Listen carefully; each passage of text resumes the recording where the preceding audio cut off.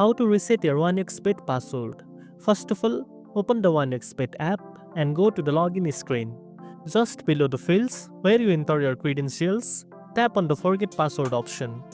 Next, you will be asked to choose how you want to reset your password. You can either use a registered phone number or email address. Choose the option that is linked to your account and accessible to you. Now, enter your phone number or email in the given field and tap on the Next button. If you used your phone number, you will receive an SMS with a reset code. If you choose email, check your inbox for a password reset link. Once you receive the code or link, follow the instructions provided. If it's a code, enter it into the app when prompted. If it's a link, tap on it and you will be redirected to a page where you can create a new password. Now, enter your new password. Make sure it is strong, combining letters, numbers, and symbols for better security.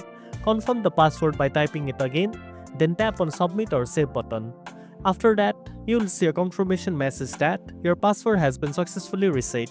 You can now return to the login screen and access your account using your new password. And that's it. Now you know how to reset your OneXBet password. If you found this video helpful, don't forget to like, share, and subscribe for more tech tips. Thanks for watching, and I'll see you in the next one.